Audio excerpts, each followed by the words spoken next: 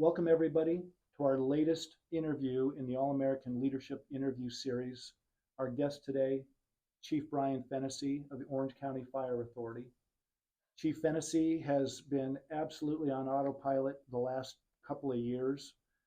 45 years in the fire service, 17 years, 18 years as a, no, 12 years as a Yeah, hotshot, 12, 13 years, yeah. almost 30 years at San Diego Fire, became the fire chief in 2015, became the fire chief here in Orange County in 2018, Okay. serving 2 million people, in addition to tens of thousands of wildland fire acres, $500 million budget, 78 stations. And what's always impressed me has been your focus on leadership, your focus on the culture. And what I want to do is dig into that a little bit. I know you've been interviewed by everybody and their brother over the last couple of months. I want to ask a question that maybe other people haven't asked. Okay. To accomplish all that you've done, I heard you in an interview where you said, I don't need no stinking legacy. Right. And yet, it seems like it's just part of your DNA. You can't help it but to lead with curiosity and to have an intense desire to leave the Jersey, i.e., the fire service, in a better place than you found it, which is going to cause there to be some memory of you. What is your personal purpose and your personal core values that have oriented you to the pinnacle that you've attained? Man, that's a great question. And before I answer that, I just want to say thank you. I mean, you and I go a long ways back, and we connected very early on because you too have that passion for leadership and seeing others develop. And I think there's no greater satisfaction than to see those work with you and around you also have that passion once it's introduced to them. And I think you and I've talked about it in the past. That wasn't always my case, right?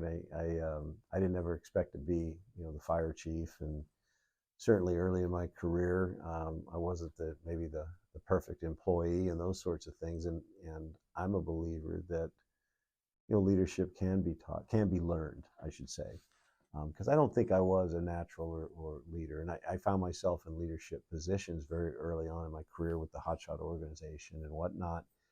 But in retrospect, I don't think I was a very good leader until somebody mentored me and introduced me and shared with me that there was maybe another way of getting people to do the things you really needed them to do. I think going back to your question, I mean, for me, it's always been, and it took me a lot of thought and time to really kind of understand what were those things, those core things that really were important to me. And I think number one, change, and not just change for change's sake, but that's one of the things that, man, I'm passionate about, and curious. I love that you picked up on that, because, man, I am curious about everything. I'll go to lunch or dinner or meet with somebody. They could be somebody sitting here waiting for an interview to be a firefighter, and they'll from a place, or an Olympic athlete, man, and I'll drill into this, man, tell me about that. I mean, I'm just fascinated by people's stories, right? And I think, like so many, we've grown up in organizations, and I don't know any that are perfect. Certainly this one isn't perfect, but they couldn't use a little bit of change. And unfortunately, during the time, that I grew up in the fire service, people weren't interested in change, and they certainly didn't want to hear about it from somebody that was just a firefighter or just a captain.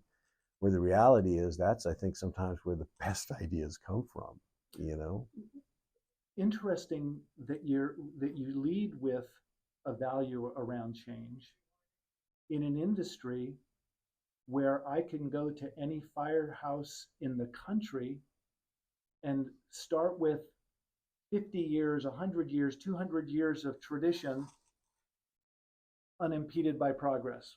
Yeah, I mean, that's the fire service.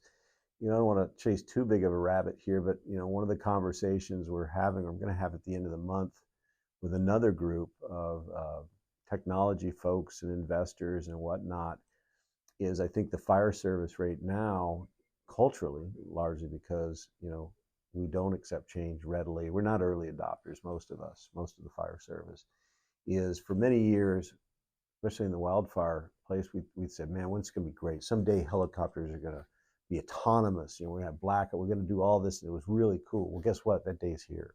It's here now. And guess what? We're not ready for that yet. That's too much. When I was recently at a conference and I shared with the audience, how would you feel if you're getting ready to fly back home or wherever you're going after this and the door shuts in the airplane and the flight attendant comes on and go, look, Pilot Smith was ill right before the flight, but don't worry. This aircraft is fully designed and built to fly autonomously. We'll take you to your destination. No pilot. How many of you are staying on that airplane? Of course, everybody laughs, and probably nobody's staying on that airplane. But that technology exists today. Mm-hmm. And so we're falling behind. We need to culturally catch up and be more acceptance that we're here. I mean, we're a lot going on, obviously, with AI, machine learning, and everything else. Technology's outpaced us in terms of our, I think, acceptance of what's there. So we need to catch up. We've fallen behind, and I think to a detriment.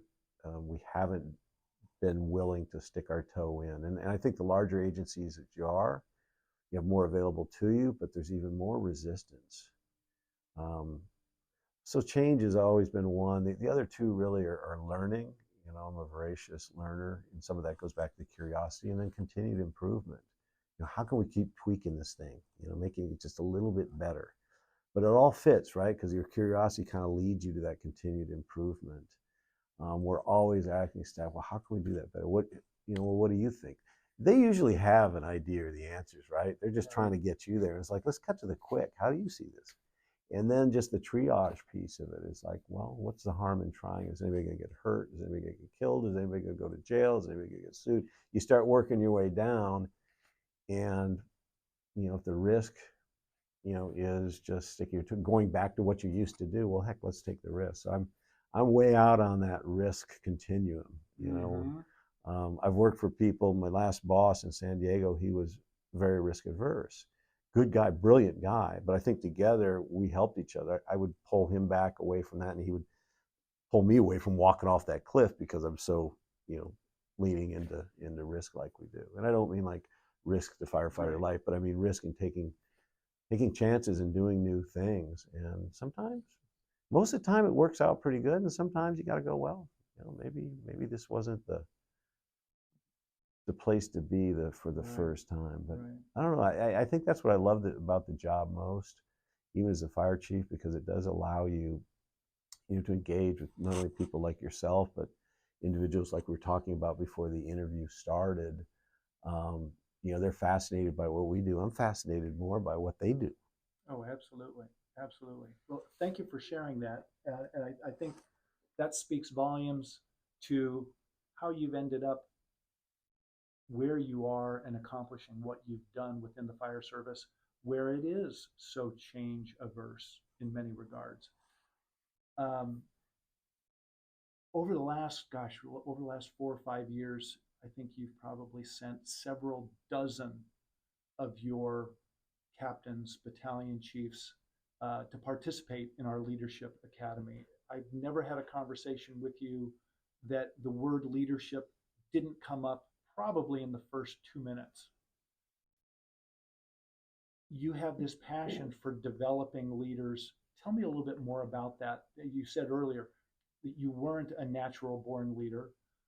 I think we can both agree that we all can become better leaders. Yeah. But tell me a little bit about where that passion to develop other leaders came from for you. Okay, and I agree with you. I think we talk a lot about being students of leadership, and I believe you and I are both of that. I don't know that we ever get there, right? But what I tell others is, man, I may not always be the best leader, or I'll make mistakes, but I don't know anybody that tries harder. I mean, I think about it all the time, and I through a lot of self-reflection.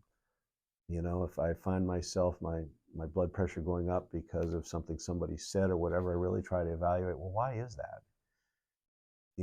Does that cause me, this feeling because of my ego? Because, I'm the fire chief or whatever it is? Or is it fear? What's causing this this feeling, and I think self-reflection has been really, really helpful, especially later in my career.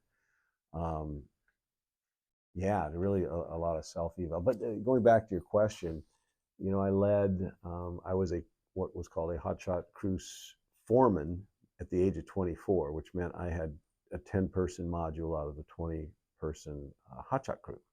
So you have a superintendent who's responsible for all 20, and then you've got 2 foremen. Now they're called crew captains. Back then we were called crew foremen, back in the 70s and 80s, I think, and into the 90s, in the 60s before that. And so here I'm at 24 years old.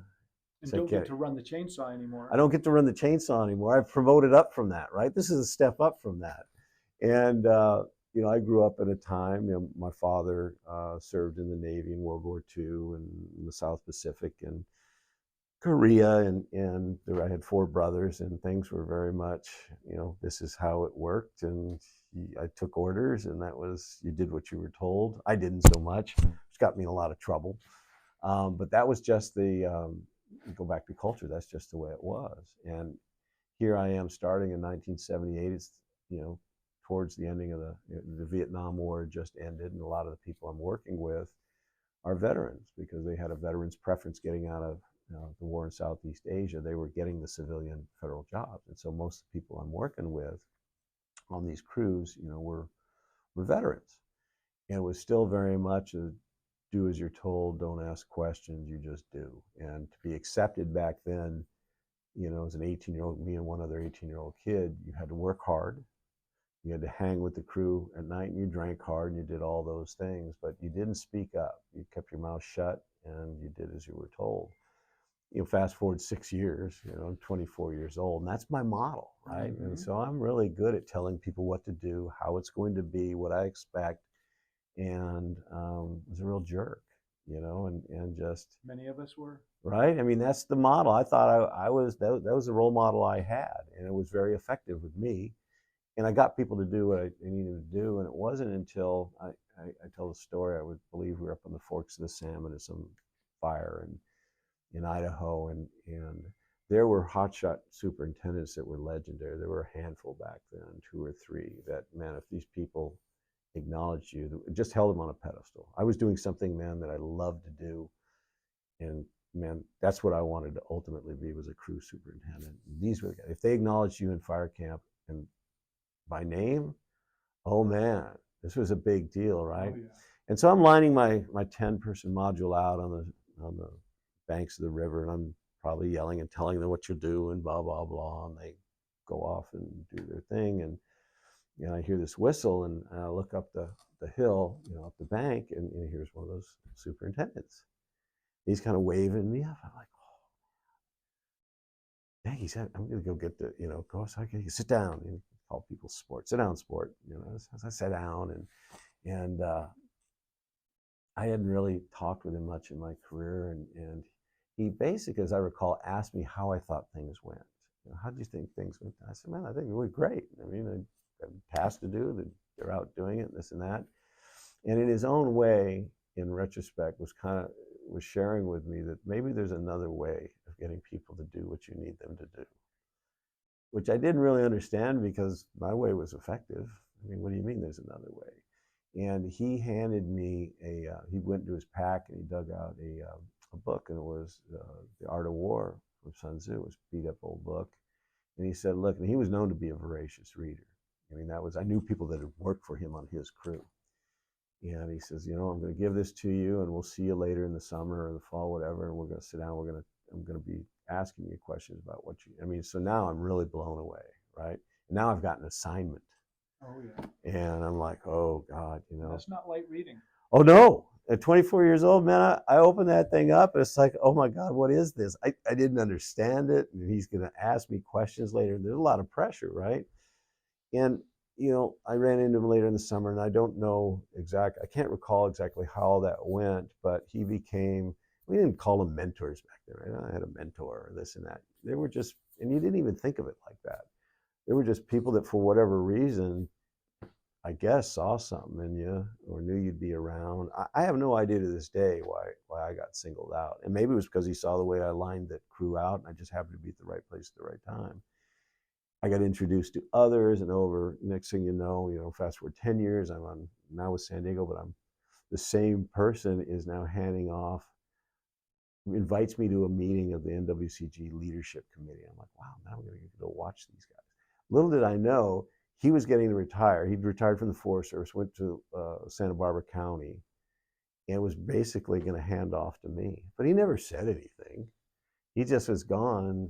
Next thing I know, I'm being asked, hey, do you want to take his spot? I'm like, well, that was his plan the whole time, right? I didn't know that. Wow. And all of a sudden you're doing things with other people that are passionate about leadership, or reading everything I can. Goes from leadership reading to human behavior to a variety of business stuff. It just, your reading kind of evolves. And again, I don't know. I never expected to be the fire chief. I wasn't educated. I had a high school, barely got out of high school because I was screwing off so much and was an athlete.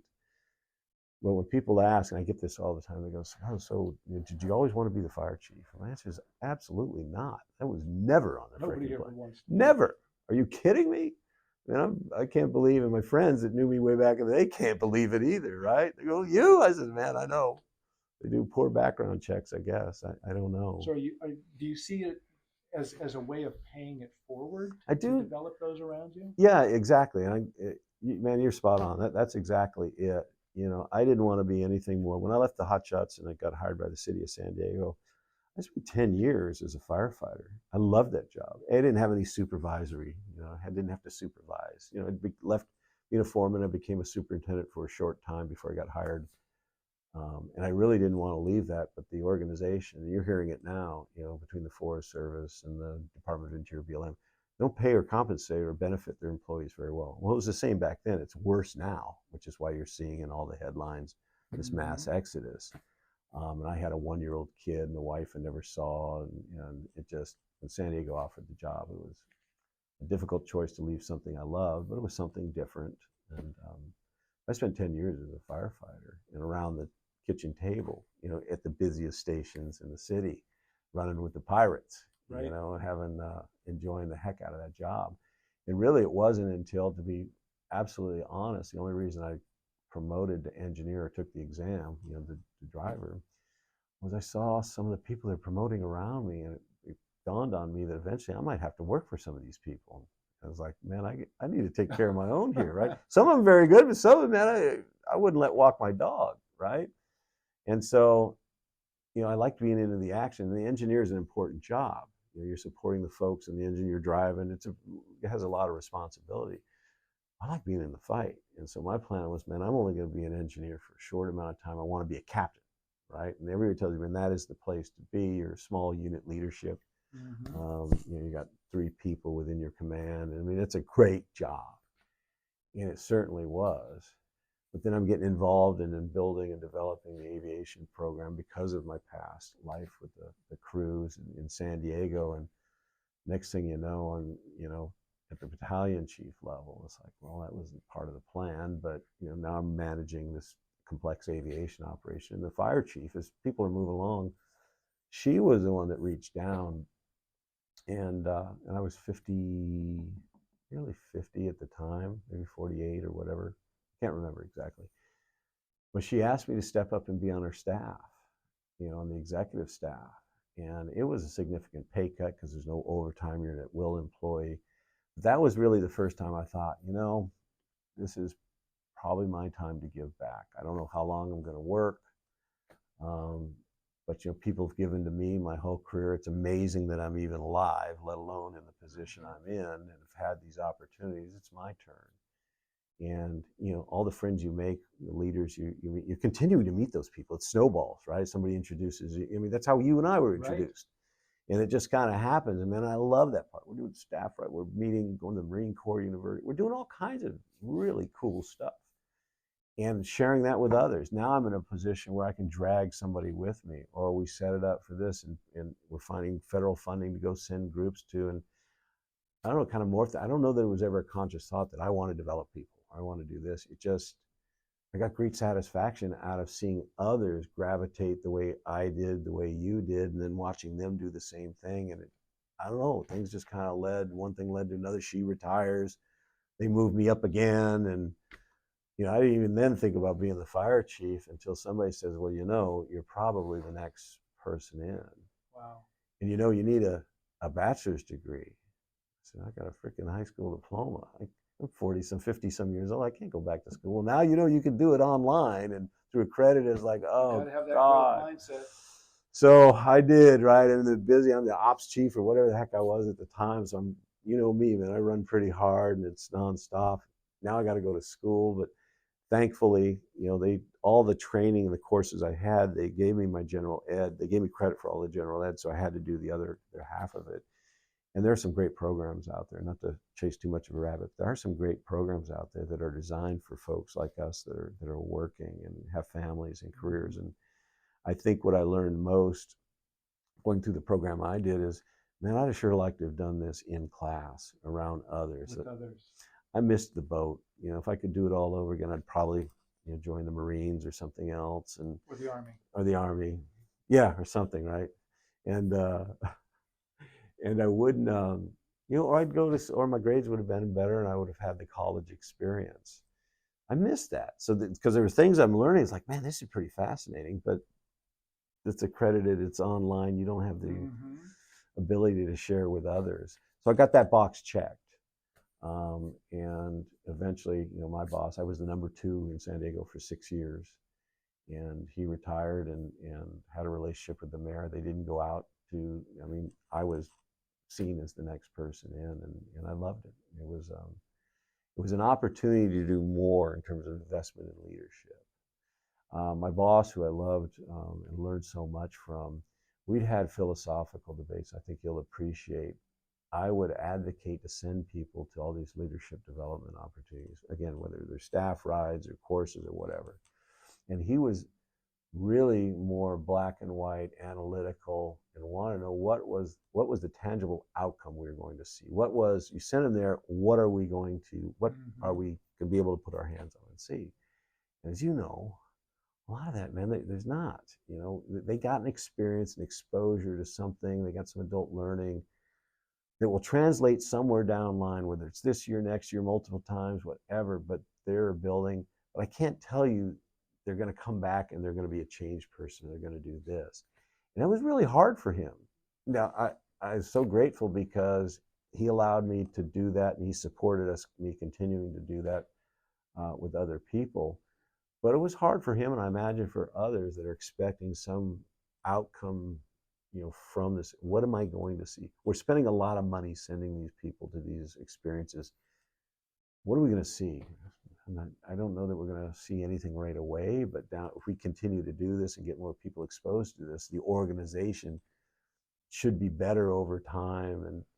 But that's hard for some people. Hopefully you're seeing that change with the people that we're sending you back. Yeah. Oh no. Well, no, and we are, right, and that's Good. why we continue to work with you on that, because I love, again, I'm chasing a bit of a rabbit, but I love the legacy talks that you all do at the end. And I get more, I think, personal satisfaction out of that than maybe the students do, right? And for the record, I don't think you've ever missed one. No, I love in the those. last 5 years. I love them. I've worked my schedule around them. I think the last one I was on travel, so I got up early, was in the hotel, to hear that. And it's not because I want my guys to think, that, oh, the Chief's, interested. I'm genuinely interested. I know you are, because you've always got questions and comments. What's that curiosity thing? More about that. Why is the curiosity thing? When they tell you their life story, without mentioning names, they've been pretty amazing life stories of some of these people that I've worked with now for a number of years that I didn't know how they were raised, the challenges they experienced, whether it was with substance abuse or alcohol.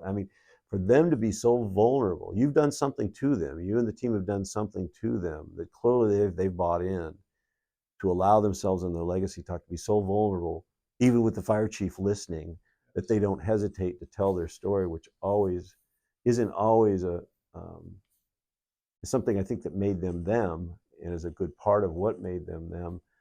But there was probably a little bit of shame. I think some of us all have that. I know I do. That if I could go back and do it all over again, how many people did I hurt? Some of the stuff. But I think that does help get you to where you are. So I love the legacy talks, Rob. I love them. And for the record, we budget a little extra time when you're going to be in the room because we know there's going to be follow-on questions because you are curious. And I think it goes back to that notion that the truest definition of courage, particularly in the crazy world we're in today, is that willingness to be vulnerable. Yeah. And put yourself out there. Just a kind of a quick story on that. Even yesterday, so we're hosting the Contract County meeting. We got the director of Cal Fire here. We got 100 people here, and his deputy director. And I got cornered by his deputy director who'd heard that there might have been a rumor about some program that's not producing this and this. And I says, well, it's not a rumor. What you're hearing, I think, is true, but I'm not hearing it's over on your organization side. I hear it's on the other side of the state's organization side. In fact, I will send you an email that I sent to the director of the state agency just so you can kind of see, right, that kind of where this is, because it was the first they'd heard that there was anything. So I'd come up here yesterday and I'd pull it up, and lo and behold, the first thing is I am actually saying because of this organization's direction, blah, blah, blah. And I'm like, oh my God, I forgot I actually did kind of throw them under the bus a little bit here. But I just spent, time down there telling them I did not, and this and that. It's like, well, they'll probably never know, right? I mean, I did commit to send this email, but if I don't, nobody's going to challenge me, and I don't have to. And it wasn't long. I didn't vacillate long over it because I knew in my heart, it's like, look, man, I got to eat a little crow here and suck it up. And I sent them the email and apologized and said, honestly, I didn't recall this, but this is not what we talk about when we talk about being good partners. I should have come to you, with this first, even though the pipeline is up this other way. We have a relationship, and we talk about how strong and valuable it is. Yet I could have done that. In retrospect, I'm a little bit ashamed about that because the relationship is so important to me with these individuals. And whether it was the speed of which I was moving at the time, I don't know, but it doesn't matter. But you owned it. I owned it. And just raised that trust level a little bit because of it. I hope so. I mean, I haven't heard back from them yet, right? And but that was my point, was, well, hopefully they see this as, hey, look, even, because I can be pretty critical sometimes of some of the the bureaucracy, if you will. And that's, again, another great reason to be in these positions, because I can knock some of those walls down. Or right. I'm in a place where, what are they going to do to me? I can say what others won't say. But I felt poorly, and they're traveling, so I'm sure I'll hear back. But I did. It was not, and I committed that in the future, even though this is the pipeline, out of respect for our relationship, then I'll let you know, that this is a concern, because in fairness, they probably didn't even know it was a concern. And likely this part of the state agency then would have been banging on their door, and they'd been going, well, we don't know what you're talking about. Well, I could have done that. So I'm still goofing up, man, but I try to own it. Goofing upward. Yeah, I feel kind of embarrassed and ashamed about it, but at the same time, I do feel like it was the right thing to do. If you can't say that the relationship is important to you if it's not. I mean, people will, right, but you can't, right? And I think that's what you learn, whether it's wisdom or you just get older, is, man, there's some things you can't unknow. When you see or you hear something, then you have to address it, right? And it's easy to know what the right thing should be to do, and it comes to our mind, always does. It's crossing that gap, yeah, and actually taking the step to doing what you know you intend to do. The last question I want to ask you is, we never have a conversation where we don't talk about learning. We never have a conversation where we don't talk about leadership. The other thing that I love talking about with you, and one of the things that we have incorporated into the Leadership Academy since day one, and I think that one of the things we initially bonded on was, I think we were sitting down having lunch, and we were talking about Stan McChrystal's Team of Teachers. Yeah. And, I got it here somewhere. Yeah, there it is. Yeah, I saw that.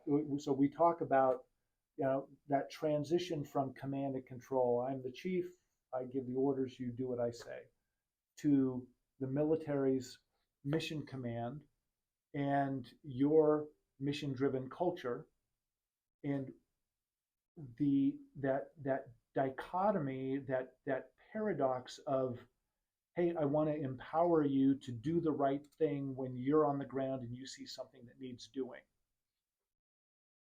And then they have to know, hey, if I screw up, but I did it within within the confines of our purpose, our core values as an agency, and I did everything that I could to do it right within that. But if I made a mistake or it didn't have a good outcome, that I'm not going to be hung out to That's dry. right. How do you feel? And you've been preaching this for years. I first saw you when you did the FEMA Right. video, and which we actually use in the academy. Oh, I didn't know that. How do you feel that the fire service is doing at adopting that mission-driven culture philosophy? You know, I bet if you asked that of fire chiefs and others, you'd get a mixed answer, because what I've learned over time is there are a number of us that do think that way, and just nobody needed to teach them or tell them that. They just operate that way all the time.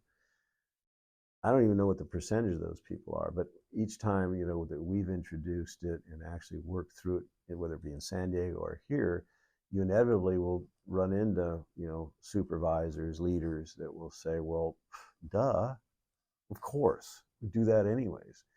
But I don't think they realize that they're generally the exception, or that not everybody thinks. I mean, I think human nature is we just think people think like us, right? And well, why wouldn't Captain Jones think that way? That's of course.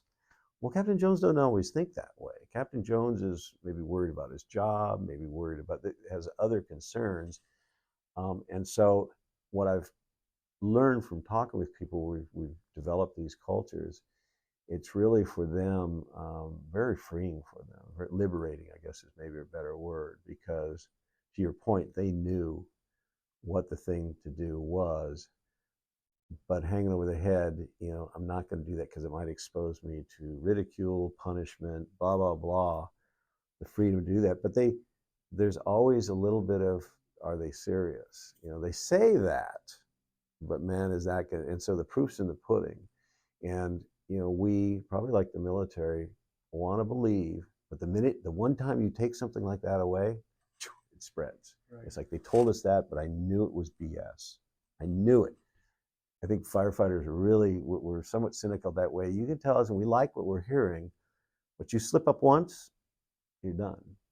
And we were developing leaders here, and you do the same. Sounds like a trust thing. It is. You got to be authentic, right? I mean, people can act. I've seen it. You've seen it your whole career. People can say all the right things and act and behave the right thing, but if it's not really who they are, they will slip. And by God, we'll see them. It may not be tomorrow. It may not be next week, but you know, if you're out there as a chief officer, whatever, and you're singing this and that, and you have a moment of unethical behavior, immoral, or whatever, then we're just so unforgiving. So you better be who you are. You better be. I'm just the same dumb dirt throwing guy, that chainsaw running guy that I was before. Obviously, I've grown and learned and evolved. I'm no smarter than I was. And I think people appreciate that, right? Just because they pinned a badge on me that says something else, it just means my duties and responsibilities are this. The minute you start to change and well, now I'm the chief, I'm the smartest guy here, people will clam up, right? I mean, you go ahead and be the smartest guy. Yeah, you know what I mean? And what is ego? Ego is insecurity. Ego is the killer, right, of it all. And well, people will nod for the egotistical, whatever. I mean, for me at least, it's been a demonstration of somebody's insecurity. You can be yourself. You can, you know, you can do everything you need to be. You don't have to be the smartest guy. And I think people appreciate that, and it lowers their guard, and you actually learn what's going on. But I think, you know, the mission-driven culture. Now we just completed. Took us 4 years here to end up with our organizational doctrine. We've got a website. I don't know if I sent it to you or whatever, but I found it. It's all of those things, and this was a lot of work by not me. What I learned in San Diego is, and we softened the earth a little bit for a number of years. Even when my boss, when I was the number 2, we put on all kinds of experiential leadership training. We spent a lot of time and money in doing that. So when I became the chief, I said, man, we're going to come out with written man, it was pretty smooth and very well received, because the holdouts are usually the folks that are close to retirement or the bitter. They eventually go away, right? And as you're hiring new folks and you're introducing them to them, this new generation likes this stuff, right? And they adopt it really easy. It's generation whatever it is, they love it. And so I thought naively, well, we'll come up here and introduce this, and they loved what they heard. I'd go visit stations, I'd talk about it, man. They'd key up on it, man, because they all have a story of where they'd have loved to have been able to do that, but Chief so-and-so or Captain so-and-so, so they love it. But then how do you, because we're talking about culture, right? How do you put that in words? How do you train? How do you do that? And so what we ended up doing was enlisting at the division chief level, that we have battalion chiefs and we have division chiefs. And division chiefs manage multiple battalions, or in the big cities, they are the one, but they are the ones that are doing, even though they're 40-hour, they're not quite at-will employees. So they've got their toe in deeper on the management side, because they're the ones out taking management stuff, and it filters down to the BCs or whatever. But they're really the ones that really kind of provide the day-to-day management of the organization. And so we needed their buy-in. And so we hired, a company, Mission Center Solutions, who's also got a very Army special ops, those guys. Well, and I know that, like, isn't Preston Klein? Yep. And Yep. Rick and Preston are Yep. very good friends. All, and so we exposed these guys to it and let them, said, man, it can't be the fire chief's thing. It wasn't San Diego, because I kind of grew up with it. But they're not going to buy off on it if it's my thing. These people at this level, they're going to have to live it. They have to develop this. And so MCS, facilitated the conversations. And they were really hard discussions. And in the end, it had to be that you're going to hold me accountable, pure accountability. Man, we're all buying off on this, right? This is what we're going. And there was editing and spirited conversation. I mean, this took a lot of blood, sweat, and tears among them before they were ready to say, Chief, this is what we believe in. This is how we're going to hold ourselves accountable. How do we put this out to the members so that they embrace it? And, how do we fold it into what we do? It's now in test questions. One of the study items as you prepare for exams is the doctrine. So some people will pick up and go, man, I love this. This is, man, I can't get enough of this. And I love that it's right there on the website. Yeah, we got to share it with the world. Yeah, anybody that wants it. It's nothing new. I mean, it's all the stuff that the military's been doing for a long time. I mean, none of it was like made up. But, I think some people will not read. It's like anything, it's human nature, right? They won't, a lot of people won't naturally just pick this, whatever. But if I now got to study for an exam, and there may be a few questions coming out of this, I got to study this. And so you drag them there, and what they find is, wow, this is actually pretty good. Man, I guess and so how do we bring that horse to water sometimes, right? Sometimes it's peers saying, hey, man, did you read that? It's like, oh, man, I ain't reading that. That's a freaking fire chief, man. I ain't going to read that. It's like, no, man, this is pretty good. And oh, well, shit, Joe thinks it's pretty good. Maybe I'll check it out. And so it's one of those things that I think just kind of naturally grows.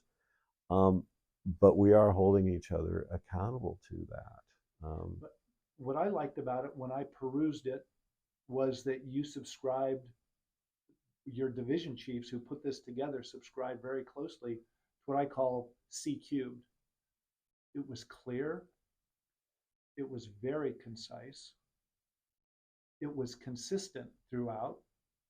And to your earlier point, it was continuous. The message just keeps repeating itself because nobody gets it the first time. Right. You sometimes have to bring them to the water 3, 4, 7 times before they drink. And so I love that about it. Well, it has to sustain, right? It's got to live past me. It can't. And when the chief finally retires, oh, that was then. No, it has to be something, and it's a living document. We had the OCFA when I got here. This was a document that's pretty old, but the chief that was here, he retired in 2009, was a friend of Chief Rossini out in Phoenix, who was kind of one of the leadership czars in the fire service, and he loved what Bruno had done there and basically did the same thing here. So I got here, and this was on the shelf because he'd long retired and there'd been chiefs here after him. I was like, wow, this is great. This is a document about who we are. These are the values, principles, but it needs a bit of a refresh because it blends a little bit of how we do it. And it should be a little more clean. So we did a refresh of that. I've got stakeholders both in the non-uniform, uniform, and that's the old version. The new one, the old CFA way or Orange County way, really speaks to who we are. But then we need buy-in from everybody. Look, this is who we are. This is more about how we make decisions and how we do those kinds of things. Which brings a mission-driven culture to life. Yeah. They can make the decisions. And they like it. So I'm hoping, and I think it'll survive me leaving and others leaving, because I think. You mean a legacy? Well, and when I said that, I said that in some podcast or whatever. That's true, because I still hear other fire chiefs, well, I want my legacy to be this. Like, who spends time thinking about their legacy, really? I mean, these are people, some of these people I like and respect, but I'm thinking about some freaking legacy. If they say nice things about me after I'm gone, that's nice. If they say bad things, but I'm not doing things for some legacy. It's what we started the conversation with. I'm curious. I love to see people. I'm having a great time. And people talk about stress. Well, God, there's stress with every job. It doesn't matter what level you are. Well, no, you got the Yeah, but God, what an adventure, man. I'm having a hell of a time. Yeah, I got 25 bosses, this board. But each of them are really interesting, and their cities are fascinating. When I meet with them, I'm fascinated about what they deal with. And understanding how a politician or elected official thinks, in many ways, it's pretty predictable, how, the outcome and why they're leaning maybe. But every now and then, and I think we have them here, we have some that are here for genuine reasons that they want, the organization to succeed. They like the service delivery. There are some that maybe look at it as a stepping stone to other office and those sorts of. But I think that genuinely, very, very few times have I come across people that were not just good people. Now they exist, and you see some of the self-serving stuff and all of that. But whether it's a 9-member city council and strong mayor or 25 board directors, it goes back to what we talked about, man. They get me authentic. And I told them when they interviewed me that there were going to be times that I was going to be completely honest and transparent with them. And there were going to be times when I came to them that they were going to hear things they didn't want to hear. But I think that's why you're hiring me. And of course, they all nodded. Right. Well, there's been a few times I had to remind them of that. I remember when you hired me, I told you that there were going to be things that I was going to bring to you that you weren't going to want to hear. This is one of those times. What are they going to say, right? And as long as they know what they're buying, and a lot of them have moved on, and the board, there's probably only 5 or 6 left from when I got hired. That's how much the transition goes. Is I'm now in a position where I am going to speak truth to power. And if some elected on the dais is and they're way off, I'll be respectful, but I'm not going to lay back and not say anything. I will challenge them openly. Stakes are too high not to. I have to, and it's ingrained as you grow up through these organizations. You just sit there and you take, the elected officials, out of respect, you just take the hit and the beating, and I won't do that anymore. And God forbid you attack my people, in a public forum like that. And I've had a couple times, one recently, where, some of my staff my procurement staff were challenged unfairly. And I stopped it right there. I jumped in on the mic and said, you hired me. If you've got an issue with these people, are all working really hard and they're doing things for all the right reasons. And I talked to that individual after the meeting and done that a few times and told them I'd appreciate it if they had questions or something, to me. But I wouldn't have done that maybe 8 years ago. And it's not because, I've got this attitude, well, you can just fire me. I'm one day. You always hear that. I'm one bad day from retirement, man. I hear that all the time from guys. It's like, no, that's not it. It's just, you don't treat people that way. People need to be treated with respect. I don't care if you're an elected official or not. I'm going to hold you accountable to that with my people. And I would expect they to hold me accountable to that. So some of that, I use the word liberating, man. It is. It's like I'm having a great time. Well, that is a great place to pause, and I am so grateful that we had to have this time Me together. Too. Chief, it's always a pleasure. So grateful for the time. Congratulations. Likewise. For all of the accolades that you've earned. Thank you. very well deserved, and so many people are looking up to you and rooting for you. Well, thank you. I appreciate it, and I them, and I appreciate you and our relationship and our friendship, and yeah, we could keep going on and on. Absolutely. I love it. Thanks for what you're doing, and with all of our people, not just our people, but all the other fire departments that are sending people to all of the different opportunities that you all provide for